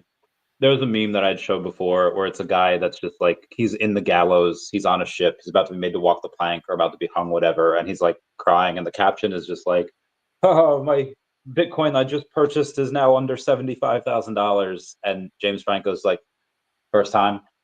Because the people that have been in crypto is like, bro, like yeah. And again, it's about perspective. Like this is not the first time I've lost six figures in an investment. 2020, when the country shut down and the government's like telling all these business owners you can't work. I had a couple $100,000 on the street. Yeah, I had to realize like half of those losses. Obviously, this is the first time I've lost seven figures, and I'm not gonna lie, that is a worse feeling, but it's still a feeling that's familiar, and especially with I don't have to lock in those losses because everything that I have, whether it's Definity, Debbie, OMI, those are the big ones, Flow, Illuvium, and stuff like that. Those are much smaller, but that is again, those are things. I mean, Definity is doing probably as much, if not more, than what VeVe is right now grossing, and Definity's market cap's like 2.5 million. OMI's market cap is still like 50 something million. So like, I'm pretty chill as long as the thesis of the companies remain the same, as long as revenue keeps coming in, and as long as bombs don't start dropping on first world countries. Pretty okay with where the future's going. And again, things could. We saw on the chart I posted before. Last time OMI was in the 0001s, which it's in now, it went to 00011. And it could do that again. And if that happens, when Debbie's up, I'll buy 1 billion of them. Like, well, Chavez, what if it dips again from there? Then I'll buy it again. As long as the thesis of the company remains the same. Again, there might come a point where if suddenly we don't have 700-800 people on the app every day, and we have like 30 people on the app every day, then we're gonna have some meetings, and we're gonna have to decide what to do with the token. But as of right now, everything is still in a place in where I think the long-term thesis will work out. Same with Definity, same thing with Debbie. And I could be wrong. We'll see how I handle it. And you have to ask yourself, like, look yourself in the mirror, like, okay, what am I going to do, or what do I think I'm going to do if I lose this money that I'm about to put in, and see where that goes. And if it goes to a very dark place, then don't do it. You have to figure that out for yourself. I have to laugh real quick, Rain. Ben Rose. Shout out to Ben Rose. He's in there. He's like, smart pass, doctor of stuff on Randy's question. Because Ben knows when you get on an interview with Randy, he can ask some questions that you're just like, you just don't want to touch. And that man, especially when it was Randy and Jordan there for a minute, it was just like, I'm just gonna stay away from some of these topics. Don't want to get into any hot water. But listen, when we're talking about things, and I think it's good, right? Because Ben Rose just jumped in and made me think about one of the things that is so important is the leadership, right? And like, I mean, VeVe's leadership is stellar. Some people aren't going to agree, but they're not agreeing because of the price action of the token more than anything else. I mean, is VeVe perfect? Like, absolutely not. And there's no company that is, and we should never hold a company to a standard of perfection. But are they listening to the community, and are they adapting? Listen, as a shout out to them on this show, we were talking about how the default when you would go into the market and it would be like the most recent listing as opposed to like the lowest priced collectible, and it was such a pain because then I was always having to sort, and literally within like a day or 2 days, like they had updated it, right? Like they're listening to even like these YouTube channels and stuff. They listen to the community. And when everyone was complaining about how the app, and it got big on Twitter, right? Where everyone's like, the app is super slow, and they put everything on hold. And they're like, we're going to address this. We're going to figure out what's going on. That's so important, right? To have a team they're listening to the community, but then the vision that I've seen from Ben Rose as he's come on and the changes that he's made, the people that he's hiring, I have a lot of confidence in that. And that's one thing that is so essential to any project. You can have a great vision, but if you don't have the team to execute it, it's going to go nowhere. And VeVe's come a long way. And I think that we have to like recognize how many people came in with way more money than VeVe did and made this huge splash and then just burned out, right? It was just a flash in the pan and they were gone. And a lot of it was the team behind it, right? They had all of the money. They had big IP, right? But the team wasn't there to complete it. And so shout out to the team as they continue to build. And things are still down. And I think that we need to recognize that, right? But that doesn't mean that the team has stopped. They're still building things. And part of it is external factors that they have no control over, like the tariff wars, just like the global economy and the global sentiment right now, is down just in general, right? And then the whole crypto market as a whole is down in general. And yet they're still doing great on the VeVe comics, and they're adapting and they're trying different drops, right? They still have Blackpink, for heaven's sake, right? And they're doing the new Blackpink drop. And so I just got to shout out the team there. And now we do have, I am starting to see people with the links, right? I just got my affiliate link that I'm going to be doing. And I still got some personal stuff I'm trying to work out before I get back into my own YouTube channel and spend the time to do that. 2025 has been a year, man, for sure. But I love this community. I'm grateful to come into this community, and it's been fun to come back and chat about this stuff. But at the end of the day, we talk about this. We continue to have this OMI is my homie show every Monday because we believe in this project, in the team, and we do believe that as the narrative shifts and things change, that a lot of this is going to go very well. And so, and again, it's like I talked about with Bitcoin, right? Nothing fundamentally changed about Bitcoin or the project, but just people's perception of it did. When that narrative hit, and then people were like, hey, I actually like the premise of Bitcoin and what this represents and things. And then more and more people started to attribute value to it. I believe that the same thing is going to happen with digital collectibles. That right now, physical is still a big thing, but over time, more and more people are going to ascribe value to digital type collectibles. And then they're going to look for the major IP. And VeVe is the hub of some of the biggest IP in the world. And I really believe in that. I really do. And we're just super early. We have been early, and even then when we were early, there was still a time when the narrative hit and things went crazy. Right. And I think that that's going to happen again. But like, even so, like, there's some things that like I just really enjoy about VeVe too. Like, I got into it initially, right, when Rain talked about it, this first Batman on the blockchain and what this is going to be worth, and that's what made me jump in. But there's some collectibles that I'm just never gonna sell, right? Like there's such an emotional attachment to that now that I'm just like, you know what? Like, I'm holding on to that for like some of my DeLoreans that I have, right? Like, I love, and some of the mint numbers like attached to that. Like, I freaking love Back to the Future. It's one of my favorite movies of all time, and that's what VeVe represents to me, man. And so for me, that's the fundamentals of just like tied into nostalgia with a technology that I think is going to be widely accepted in the future with some of the biggest IP in the world. Love it. Agreed. I want to share a story or a little bit of a joke my dad used to tell when I was a kid, because it has some profound impacts in crypto. There were two men, they were hiking up in the Arctic, and they see in the distance kind of a dot, and the dot seems to be moving. So they just kind of pay a little bit of attention, but they keep hiking. And then over time, they realize this is a polar bear. If you know anything about polar bears, they're the only type of bear that like will hunt men to eat as food.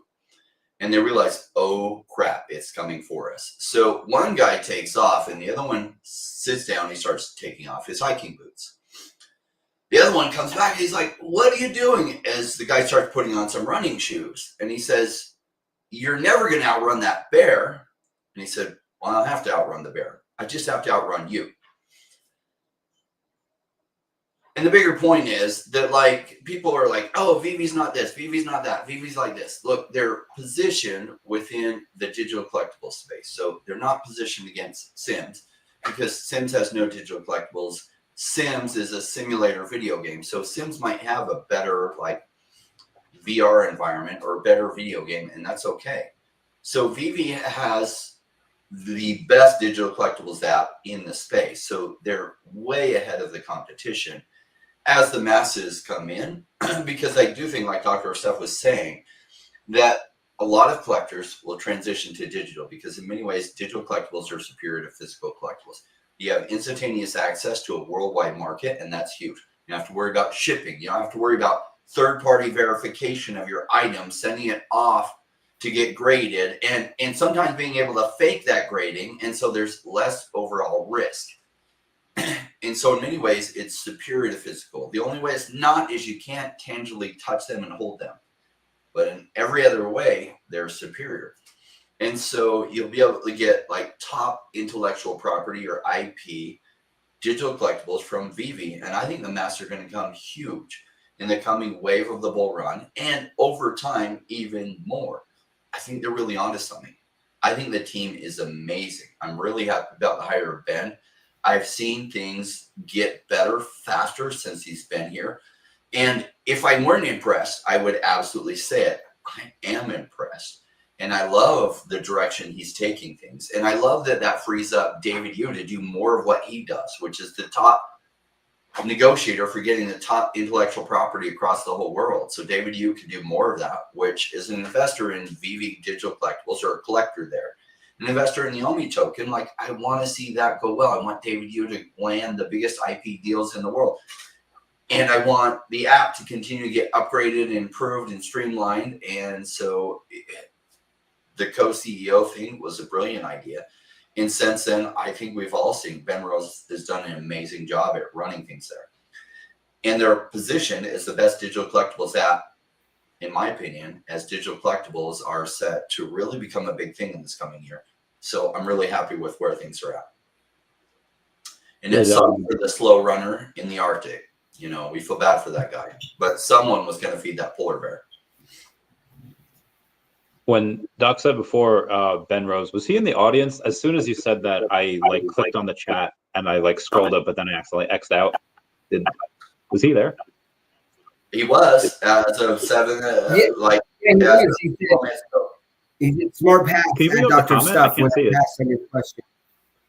Yeah, can you highlight it, Rain? It says smart pass at Dr. Stuff when you asked about why women don't like guys to be playing video games, and I was like, I'm not going to touch that. You know? I feel like that's one of those times where like you're watching a really cool anime and then like a parent walks in, like, what are you watching? Like, oh, this really cool anime. And then there's this like these badunkadunk fan service things that just come out of nowhere. It's like, I swear the anime is really, it's not like this. I feel like Ben just came in at like the wrong time. I swear most of this was good conversation. That was just I know the derogatory stuff happens with me, and I apologize for that. That's how great of a show could this be if you replaced me with someone a little bit more higher class and you'd never go off track. It'd be boring. It would be boring, man. I love the off track stuff. Sometimes I don't bite on it, but I laugh at it. You know? The VeVe community absolutely loves you for a reason, right? And Yeah. just straight up with what you think about things, what you feel about things, and what's on your mind. And, there's a value to high sincerity, and people feel your sincerity. I think that's one of the reasons so many people just adore you. And listen, I'm going to second that. Like when I met Randy in person, that's when I was like, dude, this guy, there's just something about him. If you haven't met Randy in person, the next time that you guys come to an in real life VeVe event, seek out Randy and just meet him, man. And you'll really feel that, that genuine, like he is who he is, like on the channel, right? Like this is who he is in real life. And there's no air about him of arrogance or anything. It's high sincerity. That's a great way to describe it. So shout out to you, Randy. And yeah, like I think that your hard work of you're constantly on streaming and things and doing that and trying to update the community, people love that, man. And they do love that personality. And they do love the tangents that you go on that I never in a million years would ever even think to bring up, man. It kills me. I love it when Randy was interviewing the CEO of VeVe, right? Tom Anderson. Like his first question is, do you ever use mind-altering substances or something How like do you think of the stuff that he thinks of without that? It's like a modern day Ben Franklin. Like, how do you think about as straight edge as they come, right? And he's like, no. No. Yeah, it's hard to think of like how you're that smart without any type of that stuff. But yeah, I think one of the weirdest but best compliments was VeVe Zombie last year, where he met me in not South Carolina, San Diego, and he's like, "You're like the same as you are like on live." I was like, "I'm not acting. Like this is not like a character. It's not like a bit. I just I don't think I could keep that up for that long." I wish almost at 2 hours. I do have a call at 9:15. We're probably good for a little bit longer, but should we do final thoughts, or do we have any moi? I mean, we barely we didn't like what's it called? Go over much. Like we didn't have much prepared for the show. But I would say we can go back the last couple days. Well, we covered the main thing on everyone's mind, which is like the economy. Well, we're being told the economy is terrible. The economy actually of the U.S. isn't terrible. Stock market is down and the crypto market is down. That's a different thing than the economy being terrible. But the stock market is way down, and a lot of people look at that as a measure of the economy. And so therefore, they're being told the economy is down. It's like there's a lot of factors that go into it. The economy, if this trade war escalates tremendously, probably the economy will feel a big downturn. And so they're not completely wrong when they're saying the economy is down, but they're not being accurate with their words. I like accuracy in reporting. Shouldn't reporters be held to that standpoint? So it's like the economy isn't down, but it could be if this trade war escalates across the whole world and nobody comes to the table and Trump stays strong on this and all these other countries. We'll see how this plays out. I like this though. Stan, it's like another million OMI secured. Thanks, guys. And for crazy low numbers. So. Cool. No, I need that Rambo. Sorry, go ahead. What were you saying? Yeah. Oh no, I was gonna because you were saying, hey, like we did cover quite a bit, right? Like we did talk about like David's teasing of Pokemon. We did talk about like the users on the app too, like as well. I mean, I did bring up the Blackpink. We didn't really talk about the Blackpink drop, but they are dropping another Blackpink. It kind of is more like the what are those dolls called? Like they look more like those Twilight Fantasy? What's that? Twilight Fantasy? Is it Twilight Fantasy or Peely Fantasy? I think it's Peely, and I just I derped, but I think it is Peely. Yeah. I mean, yeah, like more like that, right? Like those characters. And then there is going to be like an airdrop for the people who get all of the different sets. So it'll be interesting to see how that plays out. But one of the conversations that we had, and it would be really interesting, and where I think that you would get a lot of traction is being able to like the airdrop being something like tickets to a show, right? If you got tickets to a show, I think that that would be like I think that drop would sell out like immediately. And if there was something like the more sets that you held, like you had a higher entry chance or you got more entries into it. I know that maybe is like a sweepstakes thing. So I don't know how that, but you guys did something like that before, even with some physical stuff. So anyways, I think that if you could get into those type of collaborations with some of the IP that you have there, even if it was like with Disney and Disneyland tickets or something like off a drop, you know what I mean? Like those type of things of like in real life events, people value that so much. So, and I think that that's so possible. And we had it once, right, with the Bond tickets, the James Bond movie tickets. But like, really, I like even if they just bought Disneyland tickets, if they just bought them, and like Disney didn't give it to them at all, and they just said, "Hey, with this drop, like." Someone's like, gonna tie this up and you're gonna get a certificate and you'll get like the VeVe NFT that is like the Disneyland ticket. Those things would go crazy. Like, I mean, honestly, so just something to think about, Mr. Ben Rose, and anyone watching right now.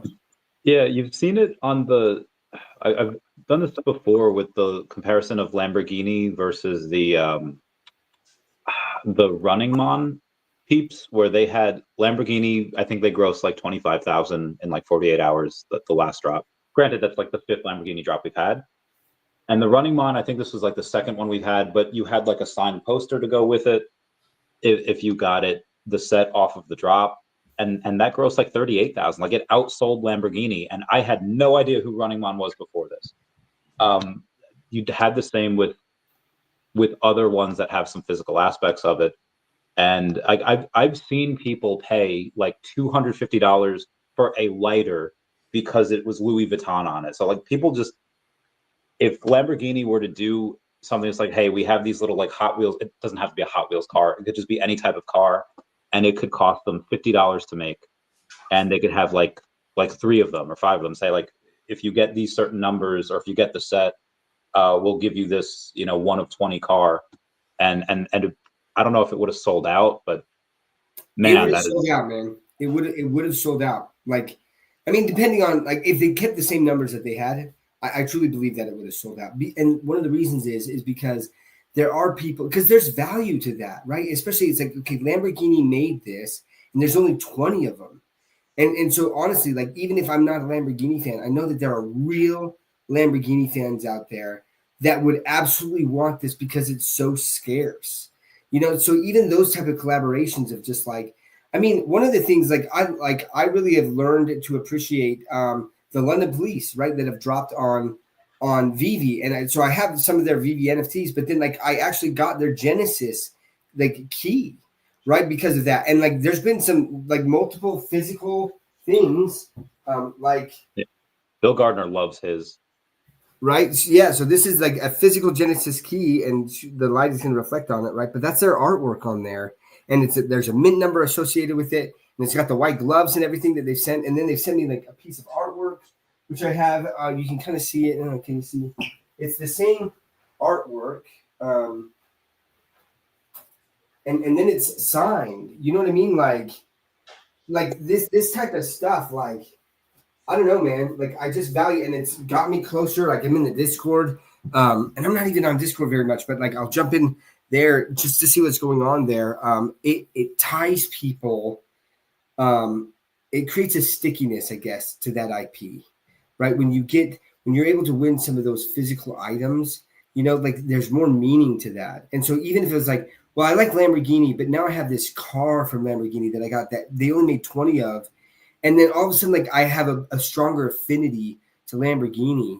Like that's something I think that VeVe should absolutely be focusing on is more phygital drops like that. And again, whether it is tickets to something, because they win something like that, and they're like, hey, like I bought this set, I got this Disney thing, and then they created this memory, and now it's like they have this strong affinity with VeVe, and to the NFT and that whole core memory that was created through that phygital experience. Phygitals were an amazing idea. I'd love to see more of that because the downside of digital collectibles is they're not tangible. So when they tie in, collect these things and at random, or if you collect all these things, you'll then get a physical. Then they're bridging the gap, and then they have physical too, right?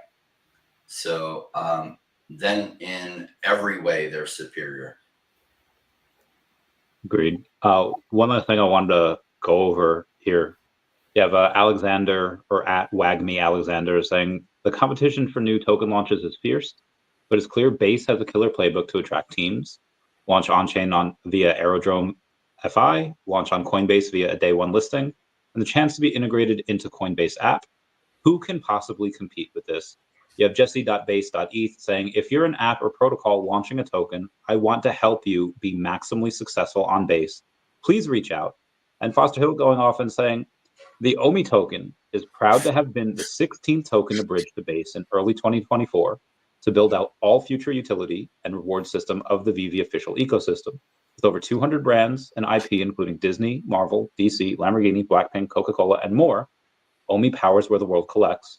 We share your vision, and we will continue to work to help bring the world on chain. Obviously, no one can do things the way that Foster does. He's very intelligent. He's got what's that word for really good vocabulary? Silver tongue, quick tongue, really good at what he does. But I think that some of what somebody's position, either at Akomi, and I'm glad he did this either way, and Foster's great, love him, good looking chap, 10,000 followers. I think it just might mean a little bit more coming from the actual Akomi account, which has over 100,000 followers. And then I feel like the people might, because there are some people that might invest in the OMI token, but maybe don't like me or Foster, and maybe they don't have his notifications on, but they probably have the notifications on for Akomi. Was that a wax Harry Potter? That was a phygital thing because Geoderox was like, Funko had success by awarding collectors that have completed NFT sets.